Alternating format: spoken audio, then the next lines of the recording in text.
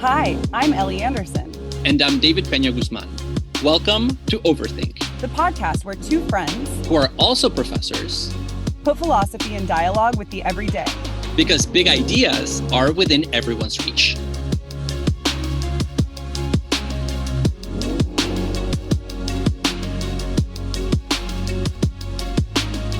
David, one thing I've noticed a lot lately is that everybody is talking about performativity. I heard this a lot this summer with the term performative allyship, which I take it as basically the idea that a lot of people are trying to act like allies, say to the Black community in the wake of the BLM protests last summer, but they're not really doing so in an authentic way. Have you noticed this? Well, there was also that moment when the term was also used a lot in social media to talk about performative environmentalism, when we were having that debate about whether or not we should be buying and using plastic straws. Oh my God, do I remember? As somebody who lives in LA, this was everywhere. Yes. It still is. Well, and then there were all these startups that started selling these metal straws that would be like on your keychain or hidden in your pen. So you could go somewhere and just like, oh, don't mind me, I'm just popping my metal straw out of my pocket. Honestly, I think those are pretty cool.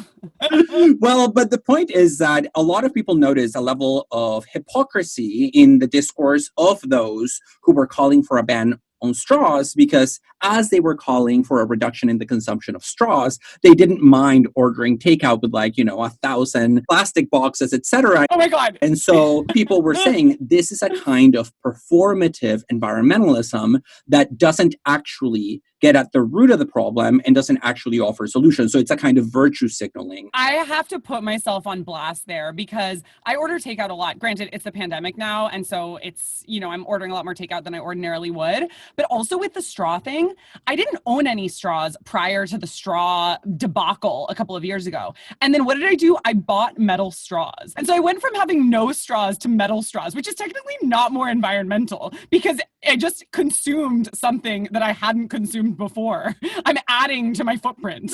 Yeah, it's such a millennial thing to buy into the latest trend, even when you didn't buy into the previous trend that it's replacing. Yes, and so I think performative environmentalism as a term is naming something, just as performative allyship as a term is naming something. But I have to say, as a philosopher, these terms bug me. I think they are actually just wrong because the term performative comes out of the discipline of philosophy and it doesn't mean what people think it means. It doesn't mean artificial. I just imagine you following social media being like, oh yeah, for sure, but secretly boiling at the fact that you think this term is being misused and holding it back, trying not to seem like that person who's just going to philosophy-splain the term. Well, there are ways that language is always in process, and I don't want to say that those in power determine the meanings of words, but at the same time, words do have given meanings, and performative has a particular meaning that I think we want to hold on to. So for instance, I've heard the term optical allyship being used as a alternative to performative allyship. And I really like that term because I think that is getting at the way that a lot of supposed allies in the cause of racial justice or feminism are just doing so for the optics. That's designating the artificiality. But performativity doesn't mean that. Well, meanwhile, my partner, who is an ophthalmologist, is sitting in the background being like, optics does not mean that. Optics means something else. Oh my God. Okay, touche. I'll take that up with him later. But I think you're pointing to something that I also relate to, which is that when certain terms that have very clear and very specific philosophical meaning or philosophical baggage attached to them get used in a way that is not attuned to that meaning or to that baggage, we have difficulty jumping on board because we only see the misapplication of the term. Exactly. And I think this is especially a problem with the concept of performativity because that concept concept is central to philosophy of gender, to philosophy of race, and to a number of elements of philosophy that are really trying to get at the oppressive structures in society. And so it's not just a debate about philosophical terminology, it's a debate about what we mean by terms, which I do think is important, but it's also a political debate on top of that, and a debate about the efficacy of terms we have in our arsenal for resisting oppression. Yeah, and not to mention the philosophy of language, where the term comes from. And so maybe we can agree on a basic difference between performance and the more philosophically technical term, performativity.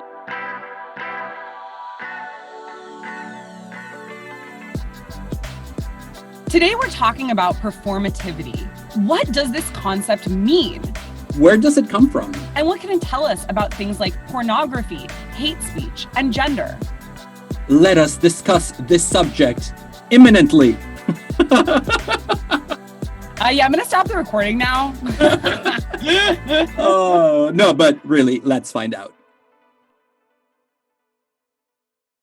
So, David, what is performativity? Where does it come from? The concept of performativity is often traced to the writings of the English philosopher of language, J.L. Austin, who wrote a book entitled How to Do Things with Words, which came out in the 1960s. And in this book, he rejects the idea, which was quite popular at the time amongst professional philosophers of language like himself, that the sole function of language is truth. So most philosophers at the time really believed that the only thing that was interesting about language, the only thing that was worth talking about from a philosophical standpoint, is that it allows us to piece together or to string together words and concepts into sentences that are, as philosophers of language like to say, truth apt. That is to say, sentences that capture states of affairs in the world and that are either true or false. Something like Sacramento is the capital of California. Yeah, just basic descriptive statements that essentially deliver a little kernel of truth. And Austin says, no, actually, that's not the most interesting part of language, because words are not just for speaking truth or for conveying truth value. There's a lot more that you can do with words. Enter the performative. Austin distinguishes different types of speech acts. So basically, things we say. And he says that there's a particular kind of speech act called a performative, which actually brings about a state of affairs. This is in contrast with most of the things we say, which would be called constatives. A constative names an existing state of affairs. So the idea that Sacramento is the capital of California. But a performative actually brings about a new reality. This bringing forth captures the force of language, according to Austin, especially that force that other philosophers of language have not yet or had not yet in the 1960s understood. For example, when somebody says, I do, at the altar in the context of a marriage ceremony, Austin says, in the act of saying those two words, they're not just describing something, they're not referring to an external reality, they're actually doing something that is going to change their legal status, their political status. Suddenly they are married. And so the speech act is performative precisely in that it brings about a new reality. He also uses the example of betting. So Ellie, if I tell you, I bet you $10 that I can jump higher than you, in the act of saying those words, I've already enacted the act of betting, right? I've already made the bet. So it's not as if I talked about the bet and then later it became a reality. It became a reality through my speech act. And so the magic of the performative is that in uttering it, you are actually bringing a reality into being. But lest you think that this means that you can go around saying all sorts of things that are bringing new realities into being, unfortunately, that's not the case. Performatives only work in particular contexts. And so if I say I do at a marriage ceremony, that's the appropriate context for that utterance to work as a performative. But if I'm just hanging out here in my closet recording a podcast and I say I do, I'm not suddenly married. That was not a successful performative. She went to Jared. In addition to the appropriate context, the person who says a performative has to have the right authority. So, for instance, if I say, I now pronounce you husband and wife, to use the old heteronormative terms, I need to have the authority of actually being like a minister or something in order for that to work. It is a failed performative if I just go to a wedding and as a guest yell that from the audience. Yeah, in connection to this example about pronouncing people X, Y, or Z, or christening someone, one of the most... Christening. Yeah. Christening. Same thing. It's christening somebody under a Christian ritual. Oh, yeah, I guess, is that where the term comes from? Yeah, baptism. But maybe, I don't know. That was just... We should not say things on the podcast that are just like, I don't know, and leave it to our listeners to find out. We're authorities here. But they're adorable when they are the effects. When they're the effects of my ESL status, they can stay. One of the examples that Austin writes about at length, and that gets cited very frequently in the philosophy of language, is the example of a captain who goes to a new ship and then takes a glass of champagne and breaks it against the stern and then says, I hereby name this ship Queen Elizabeth. In order for that performative to be a successful performative, well, the person has to be an actual admiral or a captain. Otherwise, it's a failed performative. But the point being that it gives birth to a new entity, in this case, Queen Elizabeth, the ship. And one last feature of performatives to mention in this context is that they have to be in the present, active, and indicative voice. So for instance, the ship's captain isn't saying, I named this ship Queen Elizabeth yesterday, and now I'm just telling you. That's a constative, not a performative. So it's present and it's active, right? He's saying, I name this, or I do, I now pronounce you man and wife. This concept of performative speech acts has been very important because it broadens our understanding of language beyond just the truth and falsity distinction and shows us how language actually acts on the world rather than just describing the world. And so if we wanted to use a metaphor, we can say that a lot of philosophers of language think of language as a mirror that reflects truth, but Austin thinks it's a hammer with which you do things. And so the question is, what can we do with this hammer?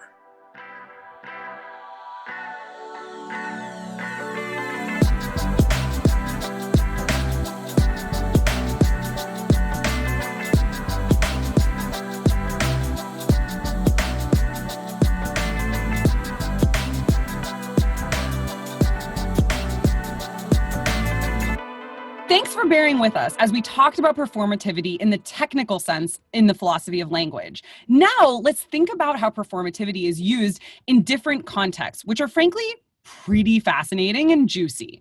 So one way that it's been used is in law. The notion of the performative has been used to distinguish between what's covered and not covered by the First Amendment.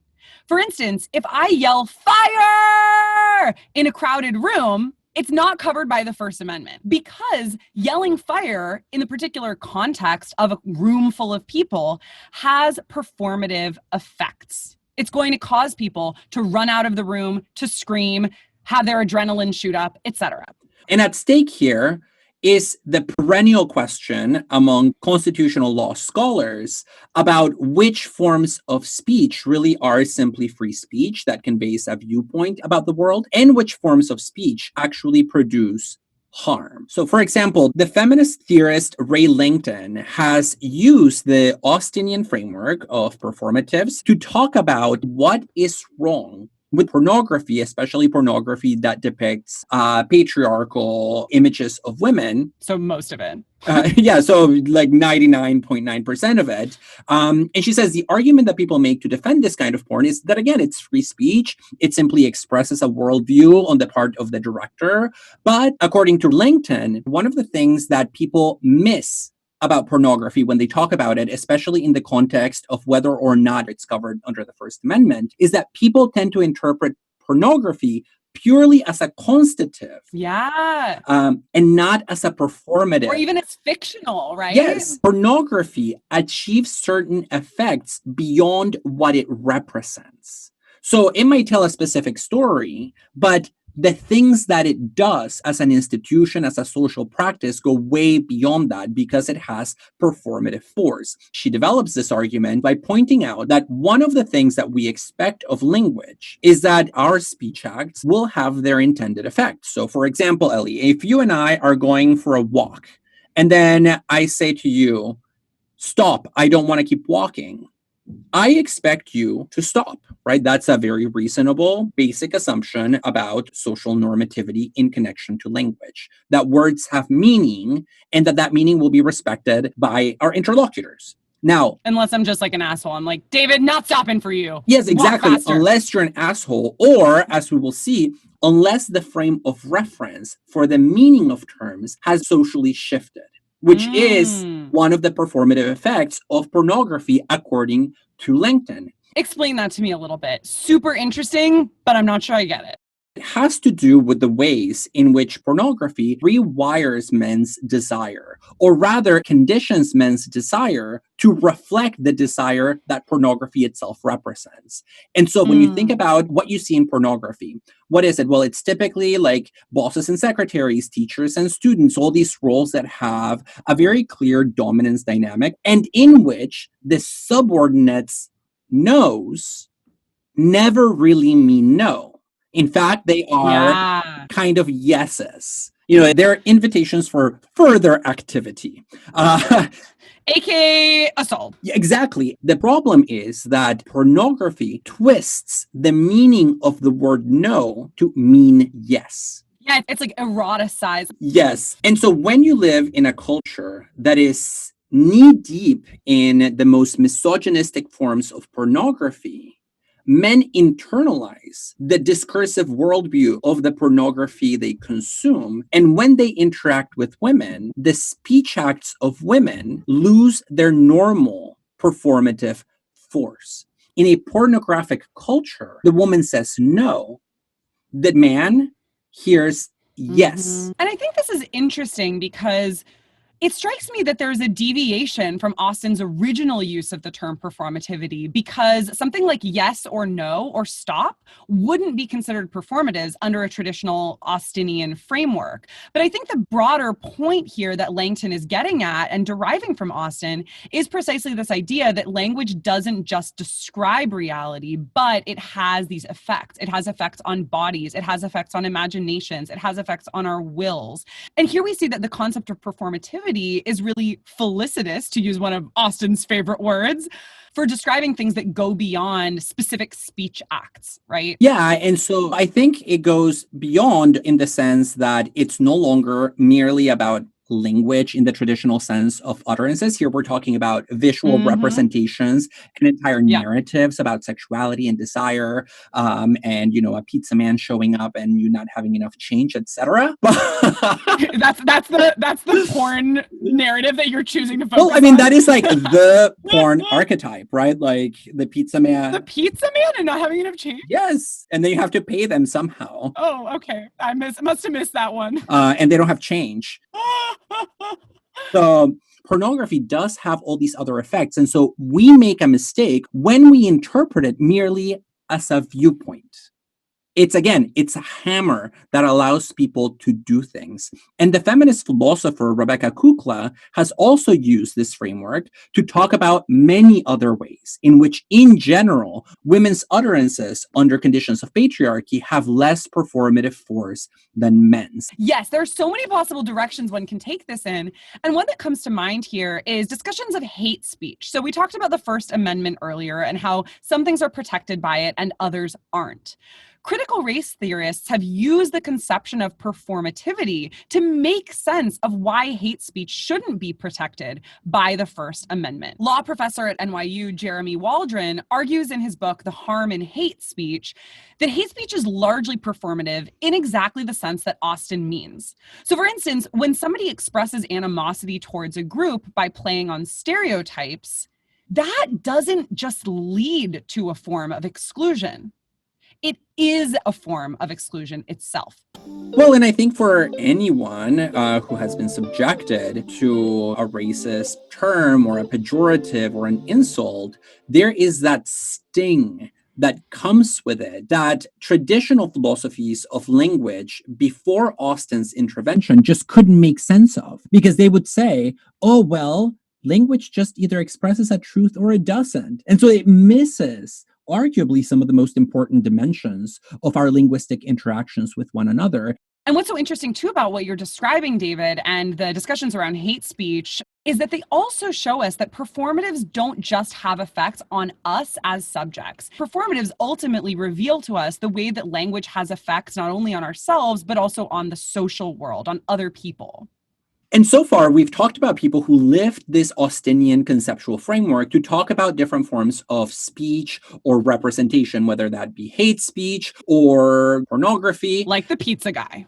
Yes. But the queer theorist, Judith Butler, makes the argument that the Austinian notion of performative should be taken all the way to our sense of identity and our behavior. Who we are and what we do is performative.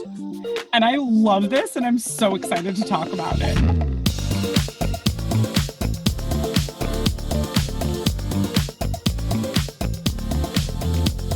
Enjoying this episode? Please rate and review Overthink on Apple Podcasts, Spotify, or wherever you listen to your podcasts.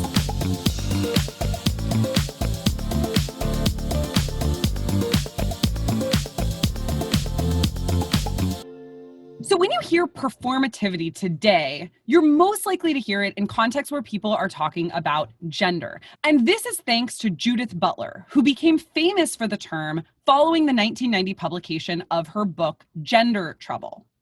Butler uses performativity within the context of gender in order to say that gender is not something you are or something you have, but rather something you do. For Butler, gender performativity means that gender is enacted. It's enacted through repeated movements and bodily styles in the world. It's not a core attribute of the person from birth. So gender is a doing and a becoming. And one thing that's really interesting here is that she's taking the Austinian notion of the performative, but she's really emphasizing the way that performativity in its strongest sense happens over time through repetition, through habit formation, and through our very embodiment. Famously, she develops this argument about our becoming over time through iteration, largely through her reading of the writings of Simone de Beauvoir, the French existentialist, who's famous for saying one is not born but becomes a woman. And also the German philosopher Hegel, who believed that there is no inherent or intrinsic human nature. Rather, we are constantly changing and developing over time.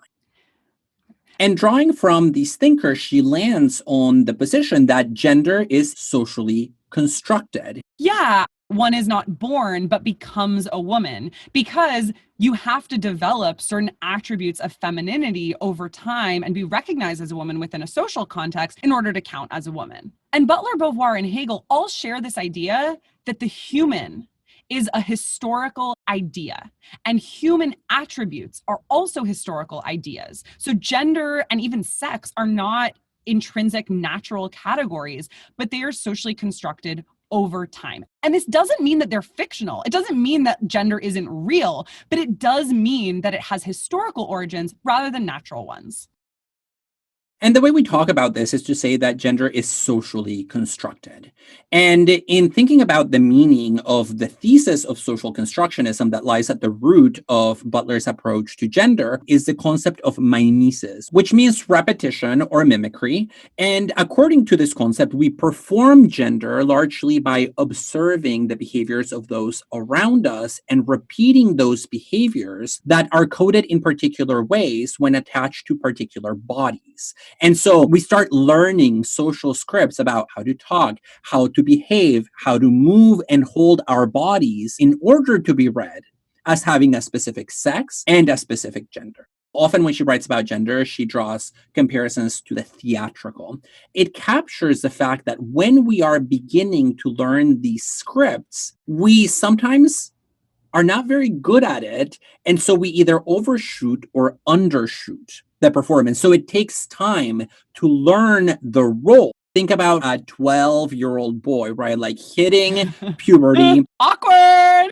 Yeah, who starts walking in a ridiculously exaggerated masculine way, projecting more masculinity than they can possibly convey. You see there the performance, but the performance that is not quite right. And so these performances of sex and gender are something that we have to be broken into over time. And this hits pretty close to home for me because I was obsessed with the movie Legally Blonde when I was 13 years old. And I literally copied Elle Woods' walk from that movie in my developing feminine persona. I'm able to recall hundreds of important details at the drop of a hat. Hey, Elle, do you know what happened on Days of Our Lives yesterday? Why, yes, Margot, I do. Once again, we join Hope in the search for her identity. As you know, she's been brainwashed by the evil Stefano. I feel comfortable using legal jargon in everyday life. I object. I think that movie really appealed to me because it was this apotheosis of femininity, but also she was smart. And so there was, that kind of dimension. And I also really want to caution our listeners here in thinking about the theatrical as artifice or as performance, because Butler says that even though gender performativity is in some ways like a theatrical performance, it's also in other ways very, very different. Because a lot of times when people are performing, they're still positing a distinction between the actor and the role. For Butler, there is no distinction. You are your role. Performativity means that you are actually bringing about your identity in the process of producing it. That's what she takes from Austen. And so, for instance, I'm a former theater kid, as David knows. And when I was in high school, I went to an all-girls high school, and I'm a cisgender woman. And when I was in high school, I had to play a man in one of the school plays. And in order to do that, I had to study typically masculine mannerisms. And so I learned to sit with my legs spread wide. I learned to hunch my shoulders more and kind of bring them up closer to my neck. I learned to take up more space and to hold my face in a different way, to smile less, because I was very serious about my acting in high school. But when I'm up there on stage dressed as a man, acting the role of a man, I am not doing what Butler calls gender performativity, because I knew the whole time I was performing in that school play that I was a cisgender woman. There was a distinction between me and my character. However, when we are talking about performativity in the true sense, we are talking about actual repeated actions that are indistinguishable from your identity. Yeah, and I think this is a very important point, Ellie, because a number of people misinterpreted the publication of Gender Trouble along precisely these lines. So a number of people raised the question, oh, well, Butler, are you saying that that means I can choose my gender and my sex like one day and change it the next, as if it's a costume or a prop that you use for an actual theatrical performance? And Butler says, no, that's a misunderstanding of what mimesis is, of that force of repetition that over time comes to you as second nature, and that blurs the line between the actor and the character. And she published a book later called Bodies That Matter, where in the introduction, she begins by clarifying this, where she says, no, I am not saying that you just choose a performance one day willy-nilly and you just discard it the next, because they are much too rooted in us, in our behavior, in our bodies, in our understanding of ourselves, to be so easily taken on or taken off. Precisely. And this is part of what bugs me about the terms like performative allyship and performative environmentalism that we began with, because there the term performative is used as a synonym for artificial or acted out. And that's exactly what is not going on in performativity. We are really creating our identities through performative actions. So other people recognize me as a woman based on my performative embodiment of femininity. That's an important point because it puts Butler in direct dialogue with Austen. Because remember that for Austen, in order for a performative speech act, like I promise or I hereby name this ship Queen Elizabeth, there have to be certain conventions in place. It has to be the right context. And Butler makes the argument that something similar happens in connection to gender, that there are conventions about what counts as femininity and masculinity. We don't choose them individually. Rather, we effectively perform our way into pre-existing conventions and in the act bring those about as a lived reality.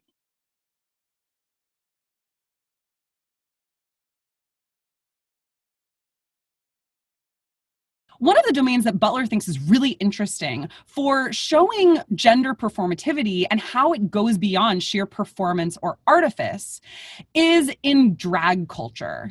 And she talks about the documentary from the 1990s called Paris is Burning in particular, which is about Black and Latinx ball culture in New York City in the 1980s.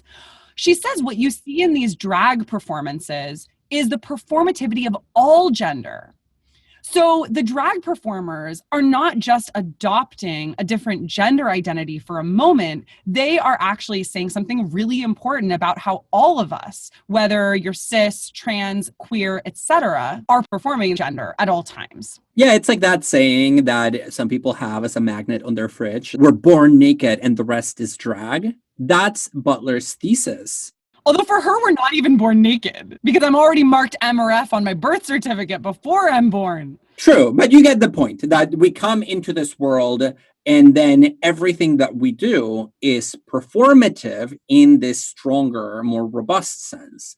And one of the things that Butler finds really interesting also about this documentary, Paris is Burning, and for our listeners who have not seen it, I highly recommend it. I've actually shown it to my students several times. Yeah, I taught it in philosophy of film. Is that what it highlights, what these drag performances and ballroom displays of theatricality and gender and exuberance show us, is also the inherent danger of playing with the boundaries of accepted scripts about gender. Yeah, because she says in this piece, her article about Paris is Burning is called Gender is Burning, that in ball culture, folks of different gender identities are performing femininity.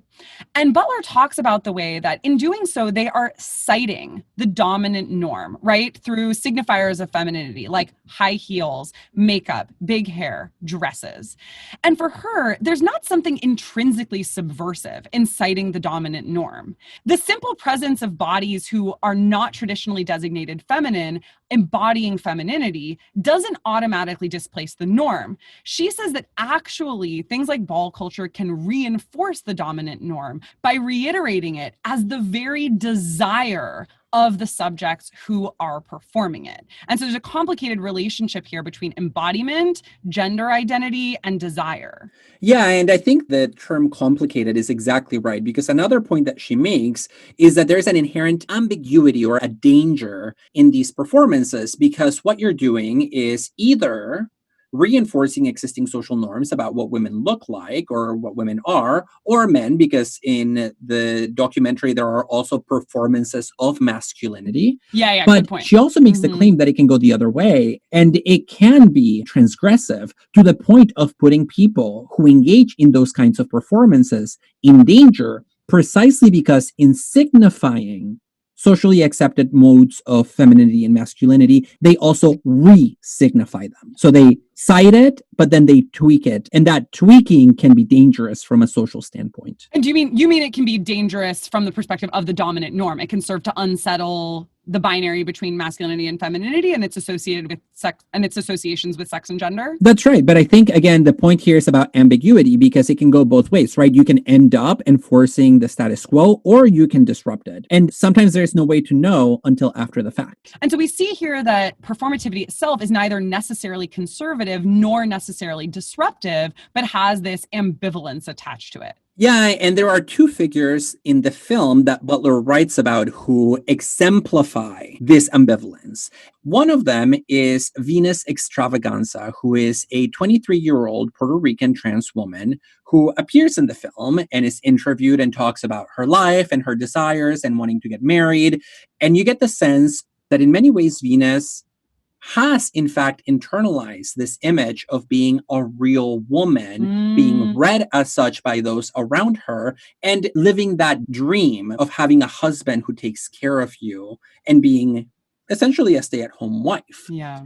I would like to be a spoiled, rich white girl. They get what they want whenever they want it, and they don't have to really struggle with finances and nice things and nice clothes, and they don't have to have that as a problem. I want to be with the man I love. I want a nice home away from New York. I want to get married in church in white. I want to be a complete woman. And on the other hand, we have a character named Willie Ninja, who is a black ball performer. And the interesting thing, according to Butler, is that both Venus and Willie Ninja are signifying and re-signifying gender through their performances and their participation in ball culture. But the effects of that re-signification was not the same for both of them. Willie Ninja went on to become a famous dance choreographer and a model. He modeled for Jean-Paul Gaultier. He was Paris Hilton's dance teacher. Oh my he God. was a guest. Yeah, like he really rose to fame. He was a guest on Jimmy Kimmel Live, and in general, he became the public-facing figure of ball culture in the 1990s. But on the other hand, Venus Extravaganza, this 23-year-old trans woman, who again is playing with the same boundaries, pushing the same buttons about what acceptable social performances of gender are, was found murdered in a hotel in New York, even before the documentary finished recording, before it finished shooting. And we don't know what happened, but the only theory that we've been left with is that she went to a hotel with a man who did not know that she was a trans woman and who murdered her upon finding out. And so Butler's point is that your performance of gender can either uphold the status quo or be transgressive. And if it's transgressive, you can either be rewarded for it or you can be punished for it. Mm-hmm. Sometimes, the highest form of punishment. And you cannot know that before the fact. Yeah. And so when you enter into these spaces of transgression, you enter into an ambivalent space. One of the critiques of Butler's theory of performativity, though, is that there are different stakes for different people, and that different people's access to gender performativity that is transgressive is uneven. So, for instance, I'm going to be read differently as a cisgender white woman, and I might have greater access to subversive gender performance because of my white privilege than, say, a Black woman. Yes, or even a woman performing masculinity is differently read than a man performing femininity because of the different values our culture attributes to those two ends of the most simplified version of the spectrum. Absolutely. And so we need to pay attention to all these asymmetries. And I think what we're seeing here is that the concept of performativity opens up so many discussions that are complicated and interesting and politically important about not only gender, but also identity and identity production. And so there's so much more to say here, which we don't have time for. But one thing to just say in closing is that I think it's really important to hold on to the complexities of this theory of performativity in order to preserve its richness, whether you agree with it or not.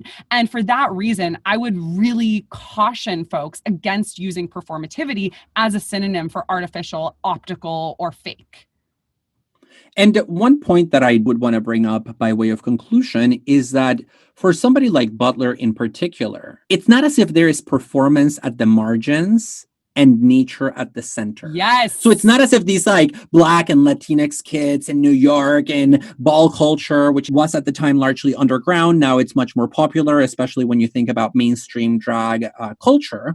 It's not as if that's performance and the rest of us are over here doing the real thing. Everybody is performing gender. I am, you are, our listeners are, and all of those performances are equally performative in the sense that they bring about our identity as gendered subjects, even if the identities that they bring into existence are not on the same level on the political and social scale. Yeah. All right. Now back to episodes of Pose. Or the less interesting version of that, RuPaul's Drag Race.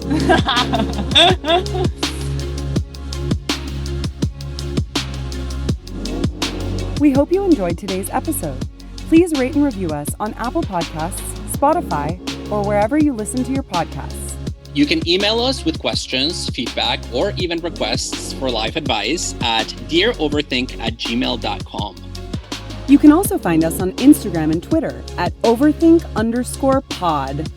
We want to thank Anna Koppelman, our production assistant, Samuel P.K. Smith for the original music, and Trevor Ames for our logo. Thanks so much for joining us today.